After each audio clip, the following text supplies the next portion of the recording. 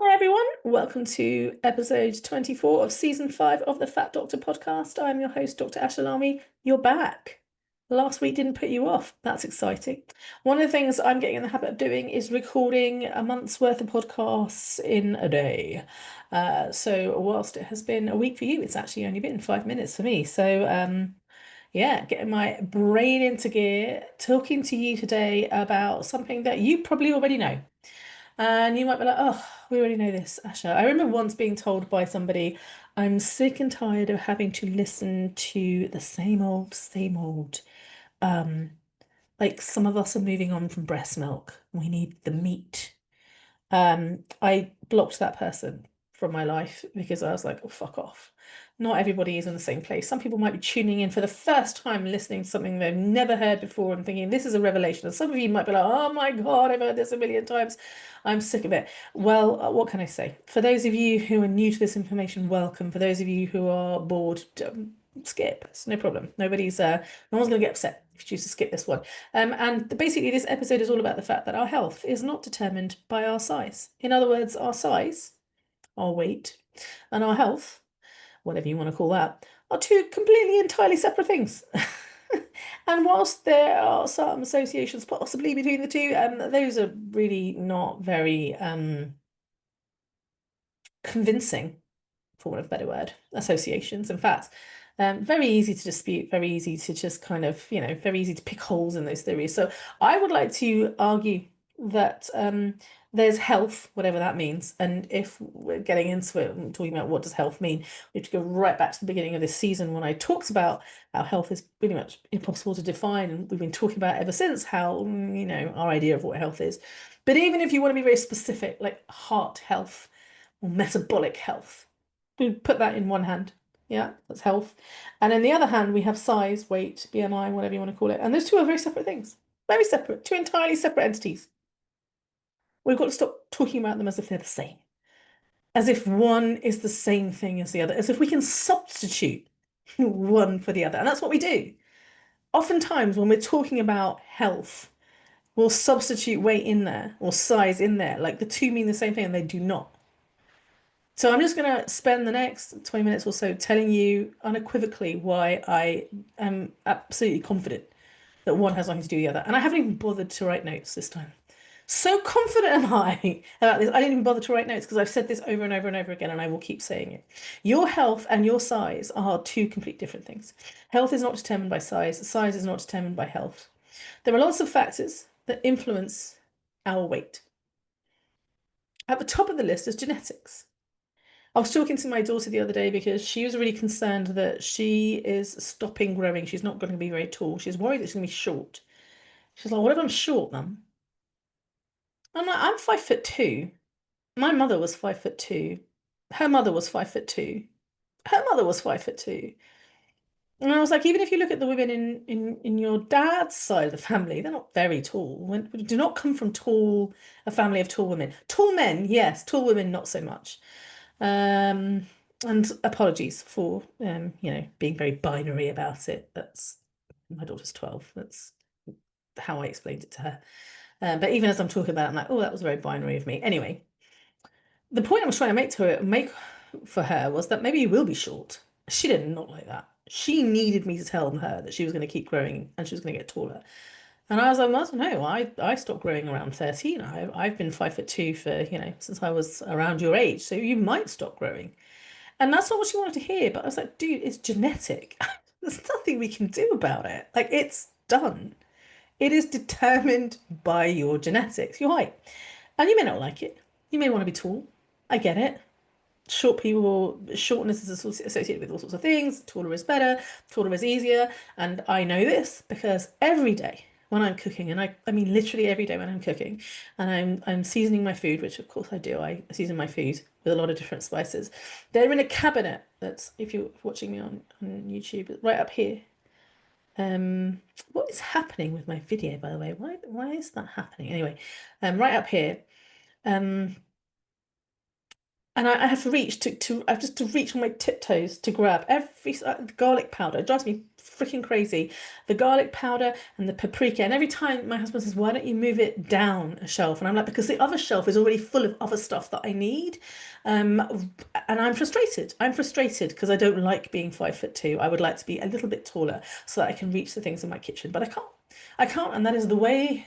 That is the way it is. That is the way of the world, and I've accepted that. But I get it. My daughter doesn't want to be 5'2". She wants to be at least 5'7". And I'm like, I don't know what to tell you. Um, Genetics are genetics. But that is really important to understand that genetics are genetics. And just as your height is determined by your genetics, predetermined, like from when you're a baby, and before at conception, so too is your weight. Okay? About the same number of genes, maybe even more.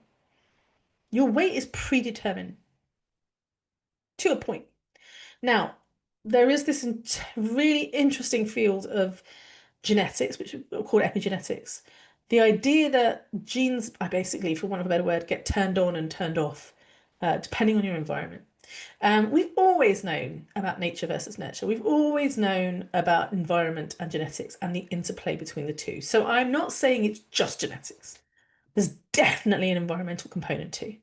There's even an intergenerational component in which your genetics are not just determined by, like your chromosomes and your parents and, who passes on what through which gamete, but also um, that the epigenetics, the sort of turning on and turning off of genes, can be passed down through generations as well. Fascinating stuff. Fascinating. We don't know enough about it to really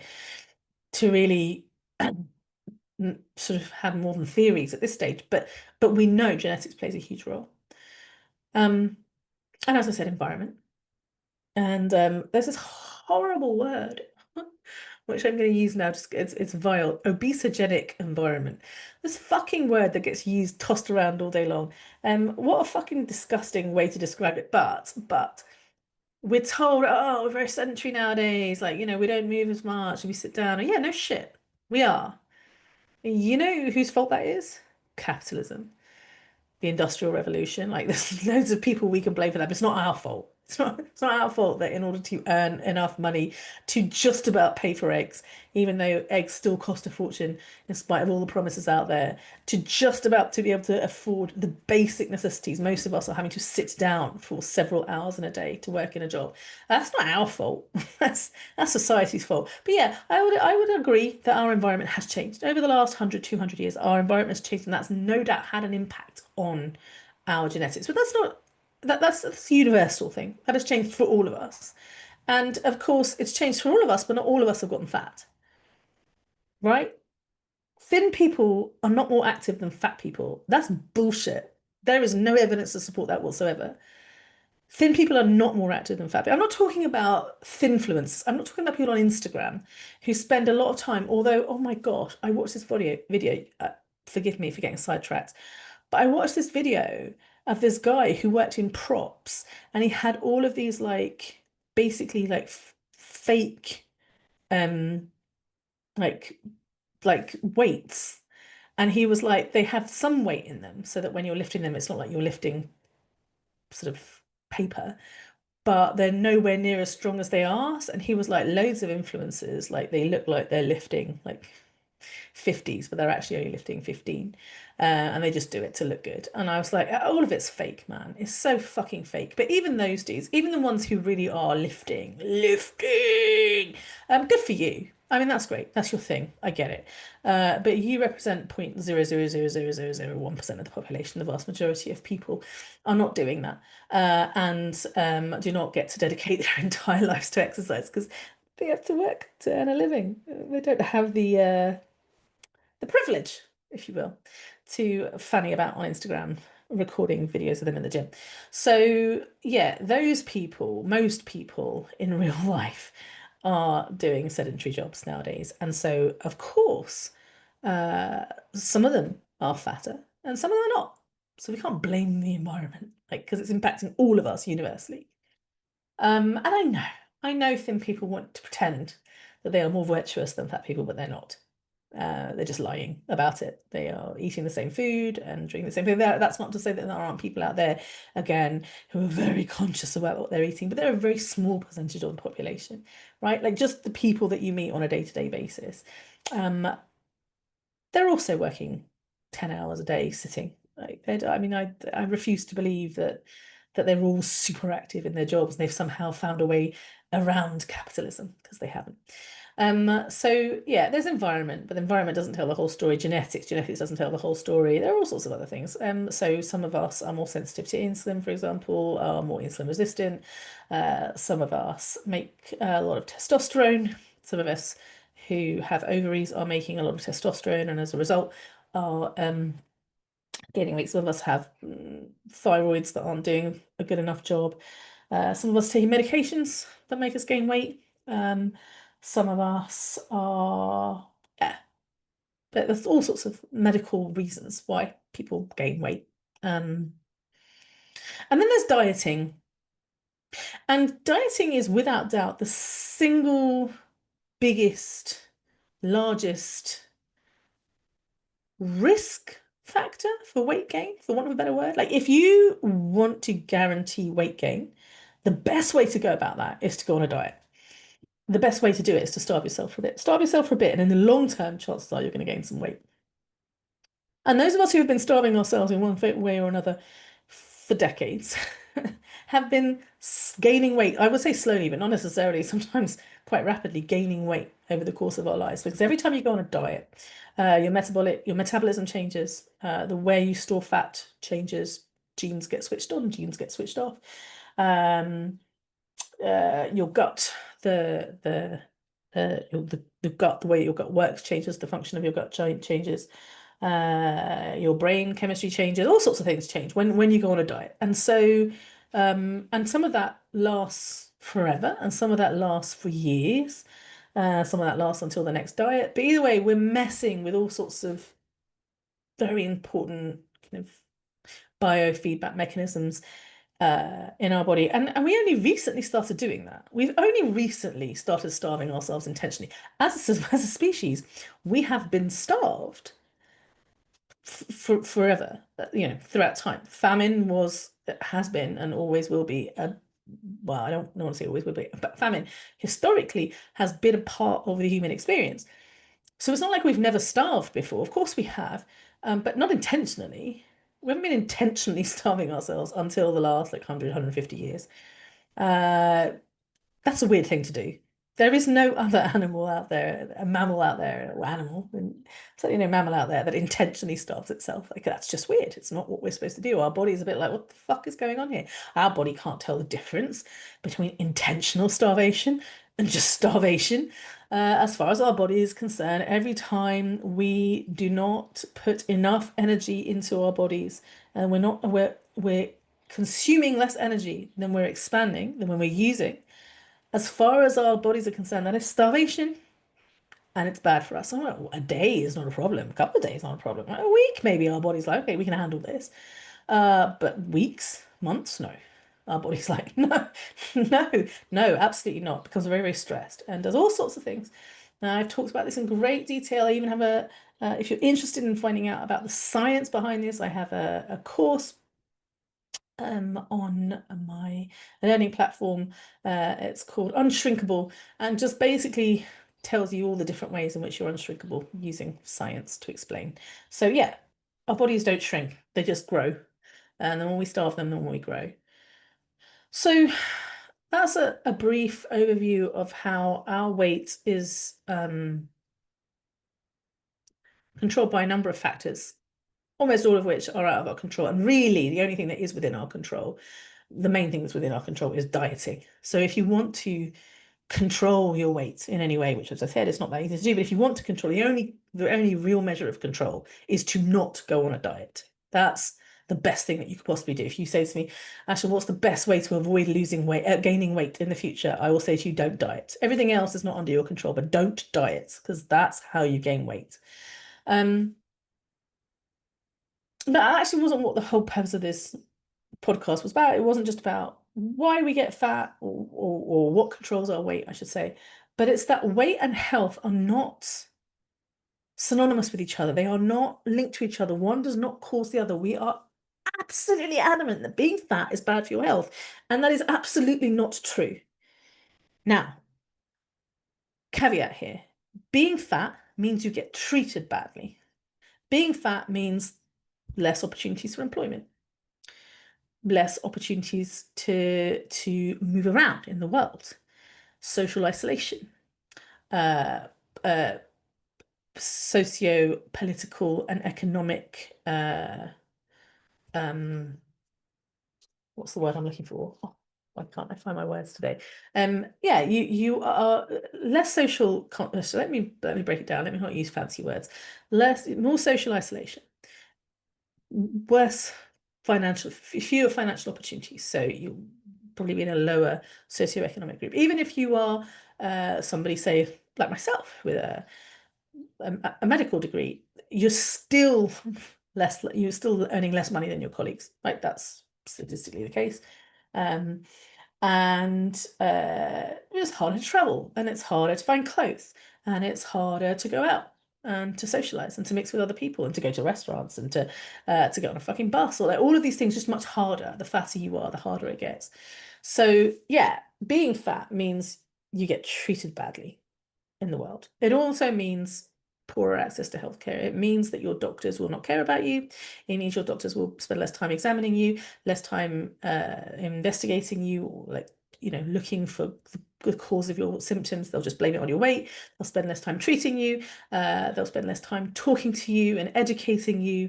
And quite frankly, as is often the case, your doctors just won't like you and they won't care about you. They just won't care. And if they don't care, then they're less inclined to do anything to help you.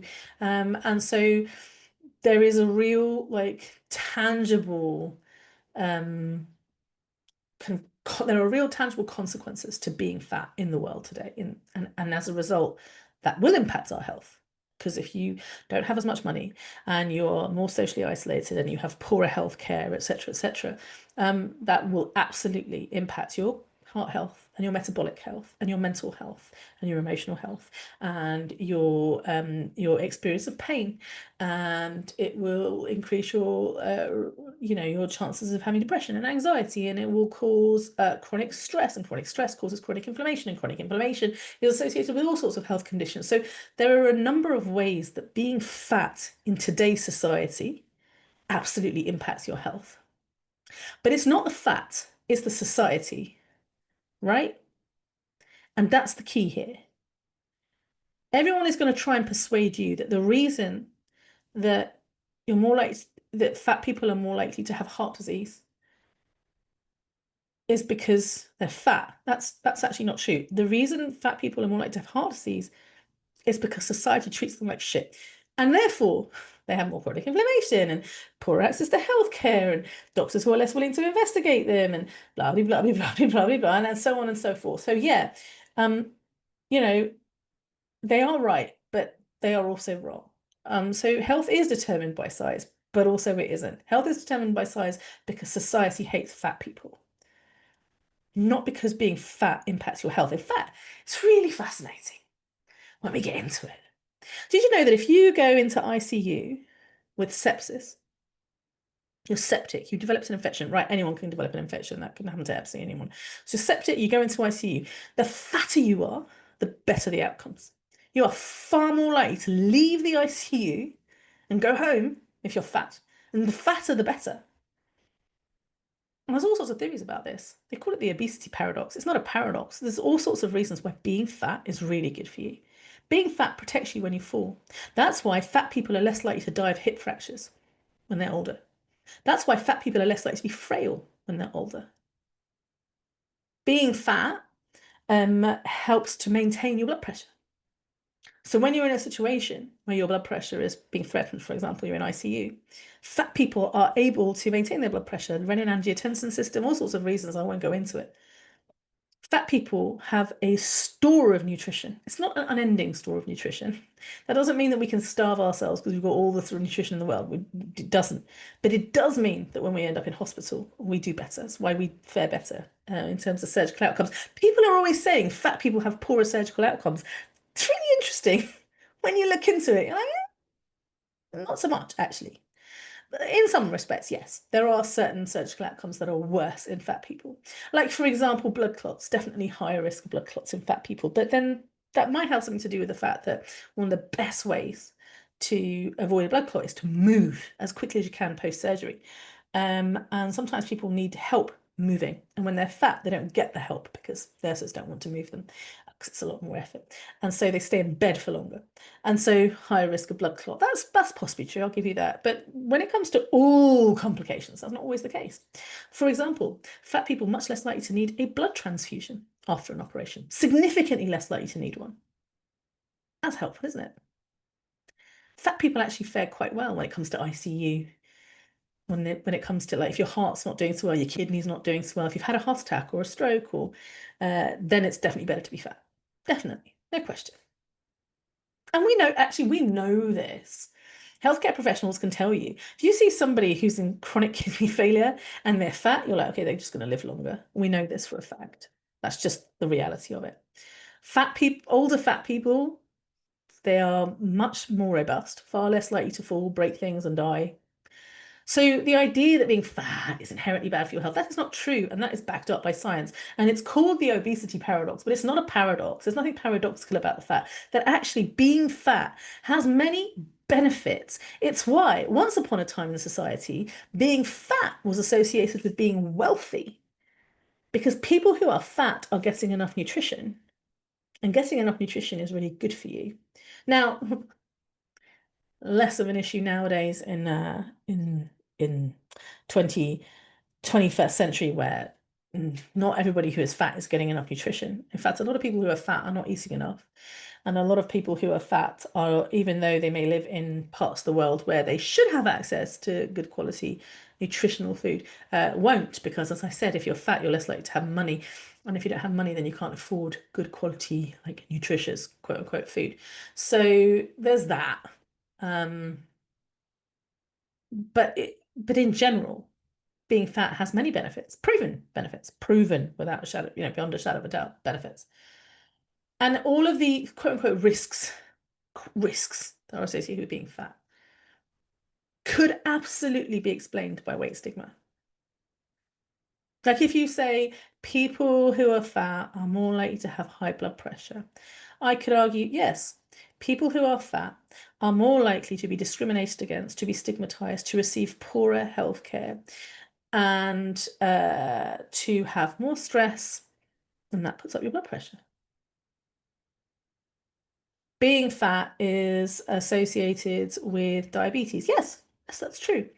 But people who have type 2 diabetes almost certainly have insulin resistance. Insulin resistance causes weight gain. Therefore, people who are insulin resistant are more likely to be fat. Therefore, fat people are more likely to be diabetic. See, it's just logic, isn't it?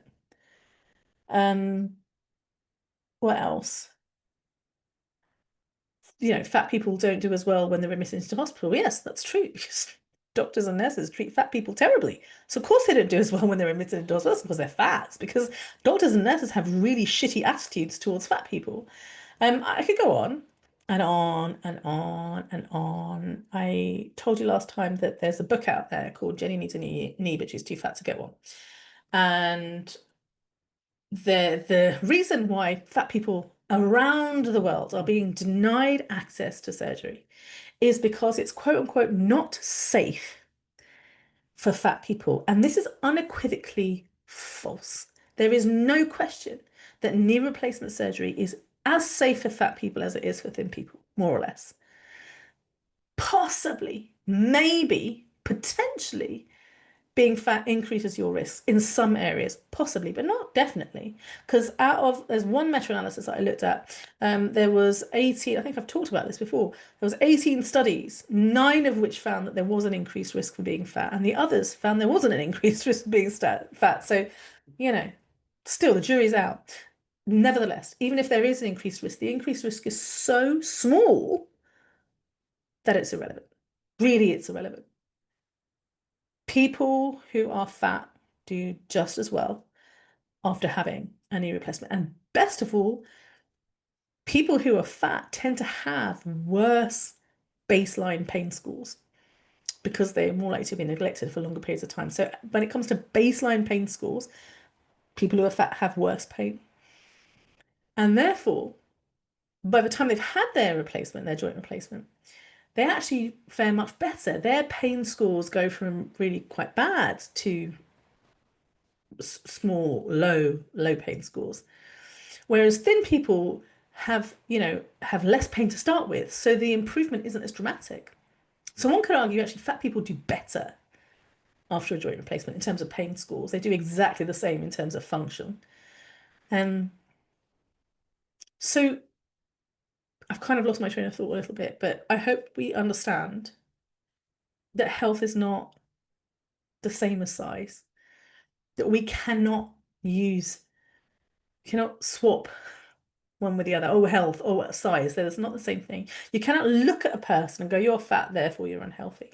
We can't look at a thin person and go, you're thin, therefore you're healthy. In fact, when it comes down to it, when we're looking at cardiac health, when we're looking at blood pressure, cholesterol, HbA1c, etc., etc., when we look at BMI categories, we find that a third of people with a supposedly unhealthy BMI because they're fat um, actually have very normal blood pressure, HbA1c, and cholesterol. Not that that's something to brag about, by the way. Congratulations to you. Doesn't mean anything. I'm just pointing out the BMI is useless. But here's the kicker. A third of people with a quote unquote normal BMI have abnormal blood pressure, cholesterol, and HbA1c. So my point is, you cannot assume that a fat person is unhealthy, but more important, you cannot assume that a thin person is healthy. You cannot assume that a person's body size somehow says something about their health because it doesn't. And I'm just talking about cardiac health here. I'm just talking about three markers of cardiac health. That's not even cardiac health. That's just like potential like markers of cardiac health. Blood pressure, cholesterol, and HbA1c, which we're all obsessed with. But even when it comes to those, there's no there's this idea that being fat somehow like no, sorry, wrong. So this is really important because physical health, mental health, any kind of health cannot be measured by the size of someone's body. And therefore, when we assume that a fatter person is less healthy, not only are we wrong, which is problematic in of itself, but we are perpetuating stigma. These beliefs and judgments and stereotypes exist in society because we allow them to exist in society, because every single one of us, most of us, holds these beliefs and perpetuates this stigma by looking at a person, treating them differently, making assumptions about them, talking about them, writing about them. The amount of times I've read an article in a paper that I would call like, at least a newspaper, well, that I used to read. I don't read any of them now, but like that, I would call a reputable, possibly even liberal newspaper. I'll read it and just be like, are you fucking kidding me? Like they just talk about fat and health like it's like they're synonymous. Just make assumption. Fat is unhealthy. Like that's already like that's canon. We don't have to, but that's like saying the earth is round and gravity exists. Fat people are unhealthy. The end. That's not true. How many studies have I read that begin like literally the introduction is essentially being fat is really bad for your health without any supporting evidence. And when they do reference it, it's just some bullshit reference that like there's never any kind of thought going into this. Like we just make that assumption is one that exists already. And those of us who are like, well, hang on, that's not actually true, are having to push back against a giant wall of assumption, of stigma. And so not only are we wrong, but we are perpetuating, we're making it worse, we are allowing it to exist. We are not actually going, oh, hang on a second, can we stop making that assumption and actually be a bit more objective about this and actually think about it? And the reason that's important is because weight stigma is an independent risk factor for poor health outcomes. So it's not just that we're wrong, it's not just that we're stigmatizing people and perpetuating that stigma by allowing it to continue to exist in society and by not challenging it. But weight stigma actually causes poor health outcomes. So if we continue to assume that being fat is the same as being unhealthy, and we continue to tell other people that being fat is the same as being unhealthy, then we are harming people. We are hurting them. I would even argue that we are killing them, right? Poor health outcomes can sometimes mean death.